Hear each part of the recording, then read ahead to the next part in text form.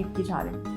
चीन में एक गाहक ने गुस्से में अपनी गाड़ी होटल के शीशे पर दे मारी और गाड़ी लेकर होटल की लॉबी तक आ गया। गैर मुल्की खबररसा इदारे के मुताबिक चीन के शहर शंघाई में वाक़े एक होटल में 28 साला गाहक ने इल्ज़ाम आयद किया कि होटल वालों ने इसका लैपटॉप गुमा दिया जिसमें इंतहाई अहम मालूमात थी। गाड़ी होटल से टकराने के बाद होटल मुलाजमीन से गाहक की तकरार हुई जिसमें होटल इंतज़ामिया का कहना था कि उन्होंने लैपटॉप गुम नहीं किया। साथ ही इंतज़ामिया ने खदशा जाहिर किया कि हो सकता है लैपटॉप किसी ने चोरी किया हो। वीडियो में देखा जा सकता है कि वहां मौजूद लोग चीखो पुकार कर रहे हैं जबकि गाहक को गाड़ी टकराने पर बुरा भला भी कह रही हैं। इसके अलावा कुछ लोगों ने ये भी कहा कि क्या आपको एहसास है कि आपने अभी क्या किया।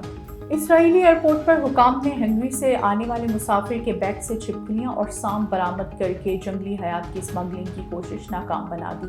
मीडिया रिपोर्ट्स के मुताबिक इसराइल के बेन गोरियन हवाई अड्डे पर एक शख्स को इस वक्त गिरफ्तार कर लिया गया जब इसने 3 छिपकलियों और 2 सांपों को मुल्क में स्मगल करने की कोशिश की। 20 साला शख्स ने 3 छिपकलियां और 2 छोटे सांप टर्न फॉइल में लपेट कर खाने के डब्बे में डाले हुए थे।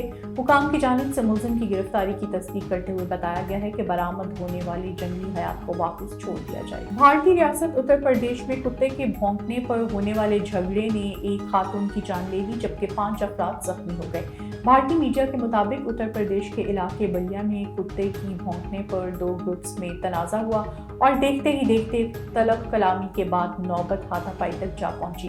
मुकामी पुलिस के मुताबिक दोनों ग्रुप्स में होने वाले झगड़े के नतीजे में 50 साला खातून लाल अपनी जान से हाथ धो बैठी जबकि 5 दीगर अफराद जख्मी भी हुए। पुलिस का कहना है कि वाक़े का मुकदमा दर्ज करके 3 अफराद को गिरफ्तार कर लिया गया है और मामले की तहकीकात शुरू कर दी गई।